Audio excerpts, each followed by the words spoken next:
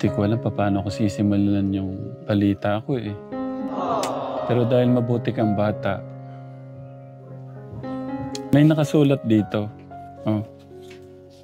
Basahin mo muna yan.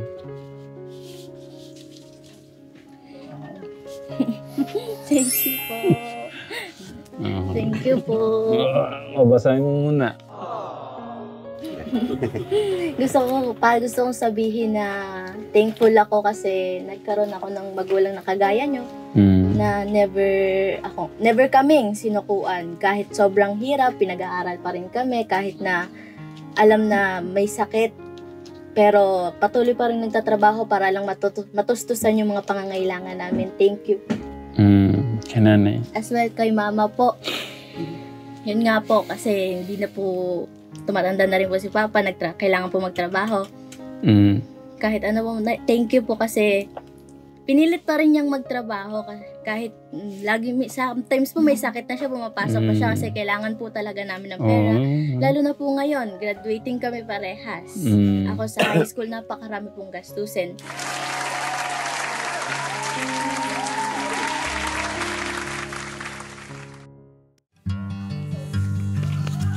Punta na natin siya.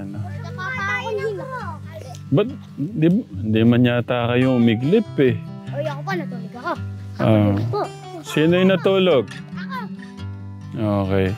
Ang natutulog ng tanghali, pumupogi at saka tumatangkad.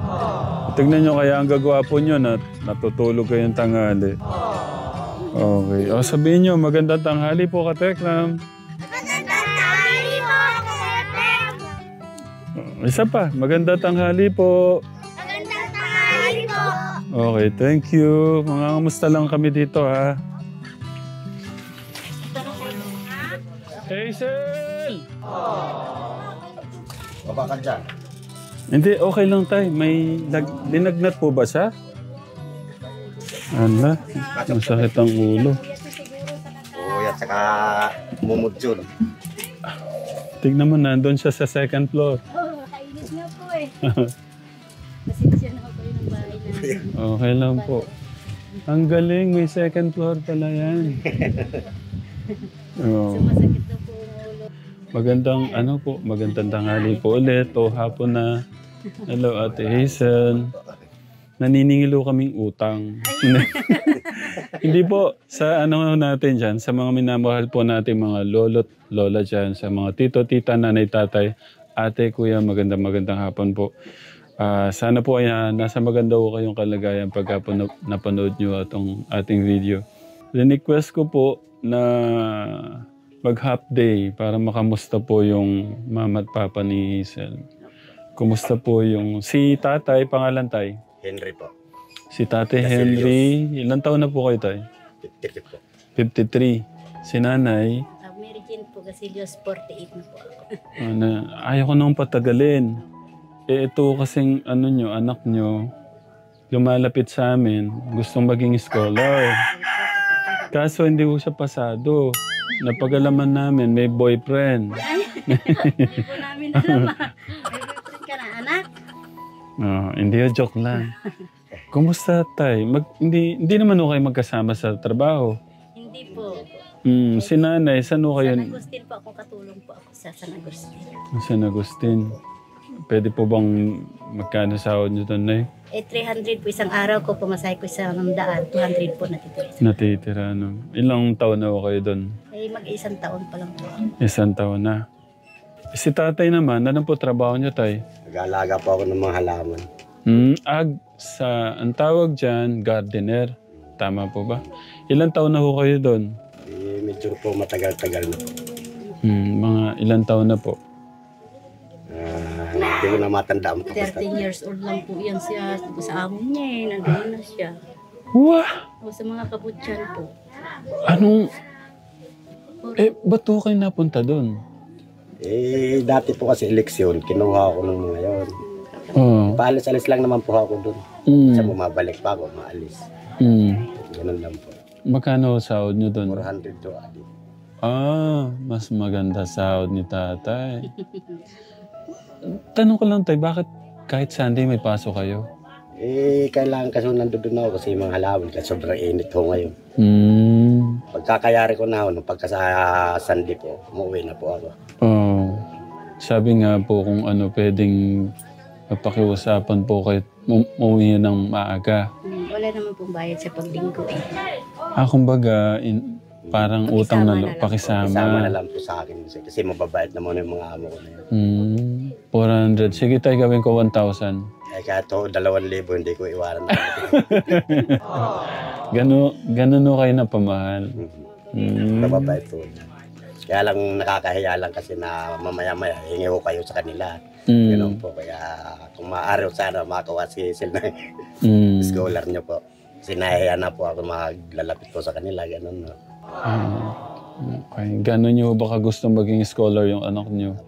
Malaking gusto. Maka-scholar lang po, makayari kasi kung totosin lang po, hindi namin kaya ang gusto niyang kurso. Yan sinasabi namin sa kanya. Yeah. Sa tingin nyo, deserve po nung anak nyo maging scholar? Porsigido naman po sir si Hazel mag-scholar. Kami rin, kung may makakapasa ko sana.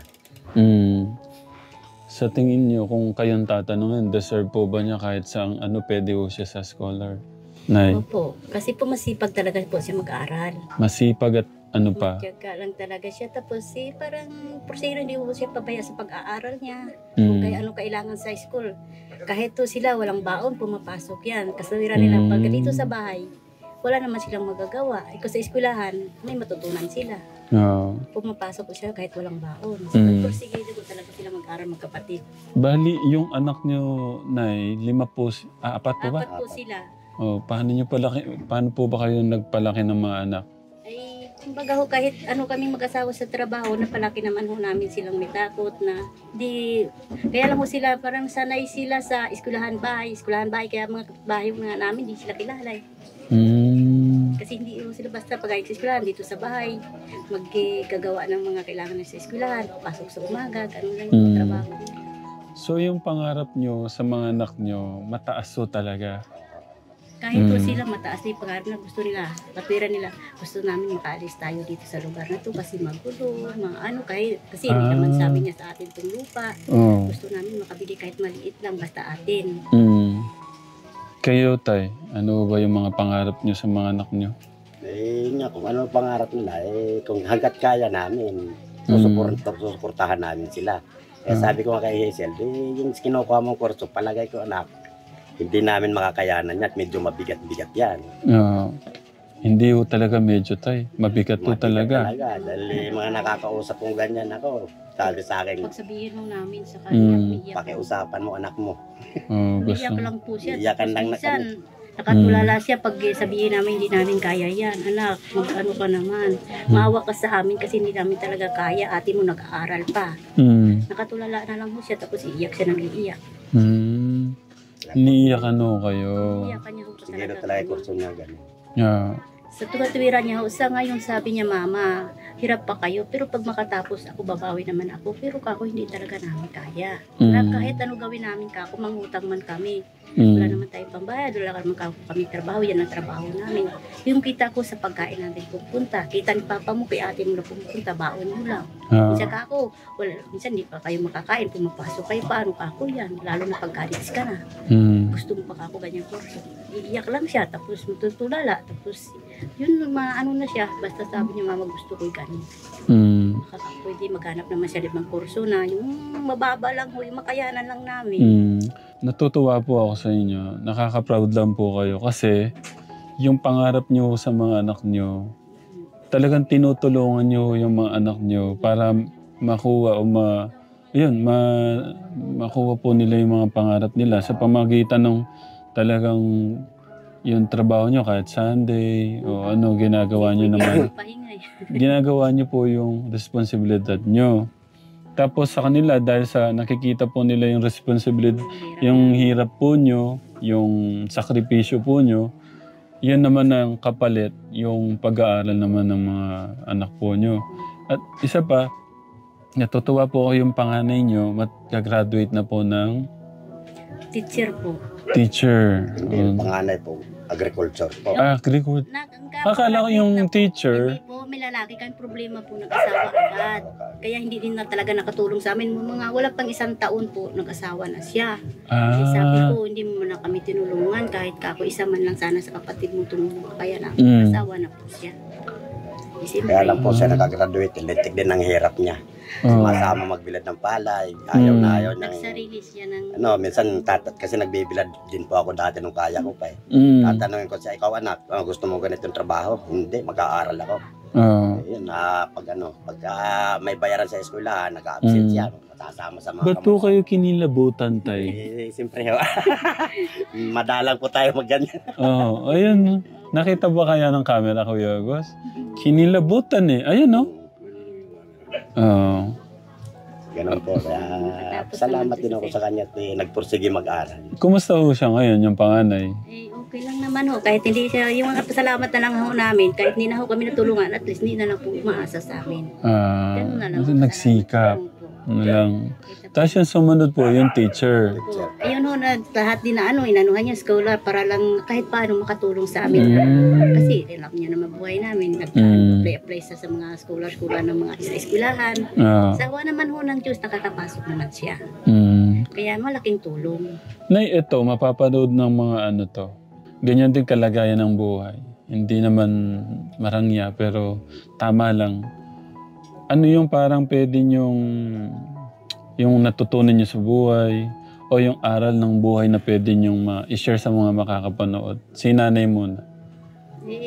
Magsikap lang tayo para natin yung matulungan natin yung mga anak natin kahit paano. Sila sa mahirapan sa pangarap. Kasi sa ngayon po, yung may mga tapos nga, hirap maghanap ng trabaho. Pag hindi sila tapos, di lalo silang mahirapan. Tama. Mas maganda yung kahit mababa lang pinag-aralan, kung tapos sa pag-aaral, kahit paano may pag-asa makapagtrabaho. Tama. Si tatay? Hindi na yung ko sa mga kapwa kong magulang, na sana yung anak natin, konting pangaral, konting suporta. Para medyo katulad lang sa akin, wala akong pinag-aralan. Sana na yung mga anak ko makapag-aral, huwag sila gumaya sa akin. Ilan po. Okay, hindi ko na patatagalin to. Nasaan si Ate Hazel? Puntahan mo. Kasi Sunday ngayon, ayaw ko maabala yung nyo. Naglalaban na lang ho kami. Doon pala po sa binigay nyo sa amin na maraming salamat po, malaking tulong. Saan po? Sa binigay nyong bigas. Wala po yun. Kasi maliit na bagay. Sa halip po na bibilhin pa namin yun ngayon, maipon ko na ang pambili namin kasi may bayaran siya sa school. Kasi graduating nga silang dalawa. Yung isa ho, kukuha ng review center. Makaipon na kami ho ng kunti para pambayad namin. Kasi hindi na kami bibilahan ng bigas at pagkain. Maliit na bagay. Galing po yung kay God. Ate Hazel, dito ka. Kunin mo. Meron ka bang upuan dyan? Hindi ko alam paano ko sisimulan yung balita ko eh. Pero dahil mabuti kang bata. Pero may nakasulat dito. Basahin mo muna yan.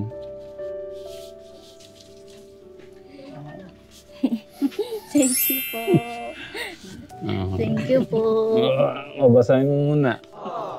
Basahin mo parang nandyan yung pangalan mo. Hindi, basahin mo na nandyan yung pangalan mo. Ayan. Scholarship Certificate, ito ay nagpapatunay na si Hazel N. Gasillos ay napili ng TechRAM Scholarship Program bilang scholar at ikay makakatanggap ng tulong pinansyal para maipagpatuloy mo ang iyong pag-aaral at maabot mo ang iyong mga pangarap. Thank you so much po. Welcome. Yung luha ko parang babagsak siya pero... Kasi tumayo na talaga balahibo ko. Malaking bagay po yung ginawa niyo sa amin eh. Welcome. Masaya ako na nakilala kita. Masaya ako nakilala ko si mama at papa mo. Masaya din po kami natutulungan mo. Basta yung gusto ko, yung kung ano yung alab ng puso mo ngayon, huwag magpapago. Yung pagmamahal natin kay God, kung ano yung pagmamahal natin kay God, ganun na rin yung pagmamahal natin sa natin. Kasi kilala mo siya, kaya mo sila ino-honor. Yung pag-honor mo kay mama mo, ay kay papa mo at kay mama mo, may kapalit dyan. Bubuhos yung blessing. Tuloy-tuloy mo lang yung laban ng buhay mo. Ngayon mahirap, pero darating yung panahon. ibubuhos ni God yung blessing sa'yo. Basta hindi magbabago yung pag-honor mo sa kanila at yung pangarap mo. Totoo yun. Basta nandun yung kasama mo si God sa lakad ng buhay mo. Nabubuhay ka matuwid. Ino-honor mo sila, minamahal mo sila, rinirespeto mo sila. Yun lang, tagumpay na yun eh. Panalo na ho kayo doon tayo. Bonus na lang yung katalinuhan ng anak niyo. Kasi meron siya mabuting puso. Kasi meron din kayong mabuting puso. Nandun ho yung nakikita ko yung yung pangarap niyo, yung pagmamahalan niyo, yung connection niyo bilang Kasi kung wala ho silang nakikitang sakripisyo niyo, yung pangarap sa inyo, hindi naman ganyan eh. Madalang na lang po sa mga kabataan ngayon, unahin muna natin sa mga rangyayang buhay na pinagbubuti nila kahit ganun yung buhay. Pero mas marami pa rin ang binibless yung ino-honor yung magulang. Ang mahalaga dyan, sir, huwag natin kalimutan yung nasa itaas. Yan Tama. ang malaking tumutulong sa atin. Ano yung mapapangako ni Ate Hazel? Magpapangako ko po na pagbubuti ng pag-aaral ko, then I will not stop honoring my parents and God, especially God. Kasi po, siya nga po ang nagdala sa inyo patungo sa akin para makuha ko tong opportunity na to na malaking tulong po para sa pag-aaral ko. I will reach my goals po sa abot ng makakaya ko. Okay. Meron kayong allowance monthly. Okay, first week of the month, makakasama mo yung mga co-scholars mo. Okay, masaya. Basta ako masaya yung puso ko na maging parte kami. Hindi lang ako, hindi lang yung pamilya ko, pati lahat ng mga nanonood sa atin. Part sila dun sa journey ng buhay mo, magiging journey ng buhay mo. Kasi malaking tulong din ng mga kababayan natin, yung sumusuporta sa atin, yung sa channel natin, na maibalik ko yung pagmamahal nila sa pamamagitan ng pagsuporta nila sa mga gaya yung may mga mabubuting puso, na may pangarap, especially sa iyo, sa mga magulang mo. Okay? Inuulit, welcome. Inuulit ko, baka meron kang gustong sabihin ulit sa mga kabataan.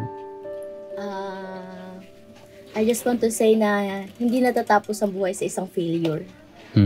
Gusto kong sabihin before akong matapos sa video na to na laban lang, madadapa tayo, oo, pero babangon tayo. Kasi may mga tao sa paligid natin na proud sa atin. Huwag tayong tumingin dun sa mga nagja-judge natin sa paligid. Normal yon kasi nai-insecure sila na na bakit ikaw nakakaangat ka.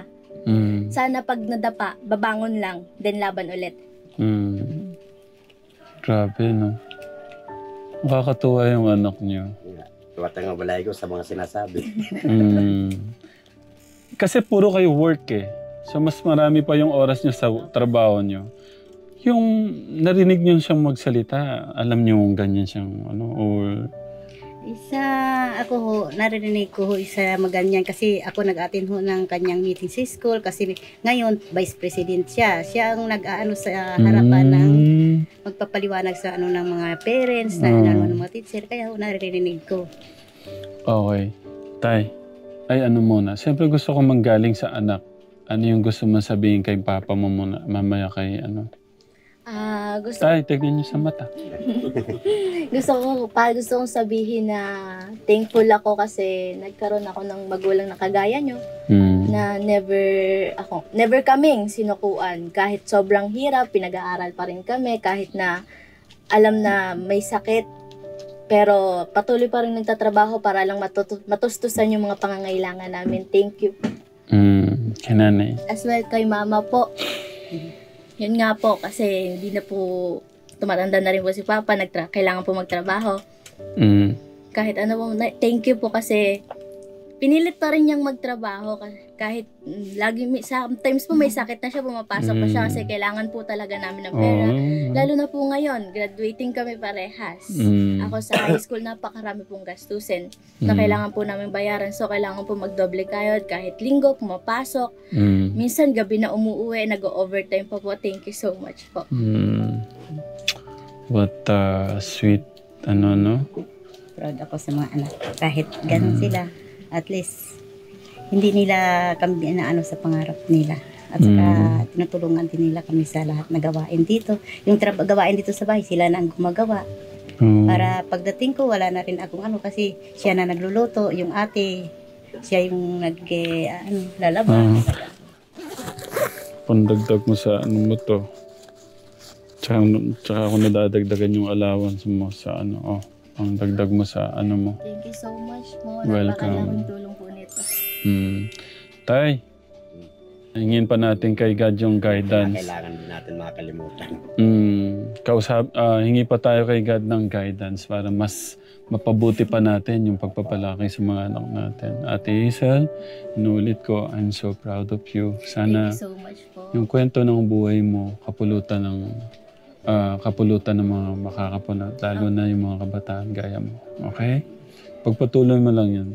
Yun nga, nagulat ako, doon ka pala natutulog sa second floor. Ito, dito siya natutulog. Pwedeng mag-house tour. Ay, maano po yung hagdan eh. Baka mahulog. Mahulog po sa Imaginein mo, kala ko nanggaling siya sa second floor. Tapos, ang dami mong aircon dyan Higaan niya, Okay, makalat din niya, higaan niya. Pero ano ka, Tekram, sa mga napuntahan natin, talagang malinis dito. Kasi, mga napuntahan natin doon, sabi ko nga, hirap na yung buhay, magulo pa. Makalat. Maliit lang, kaya lang maraming nakataan. Pinipili niyong maging maayos, Mas malinis. maganda po mag-aral pag malinis talaga yung pinag-aaralan. Tama. Nakaka-distract po kasi pag masyadong madumi.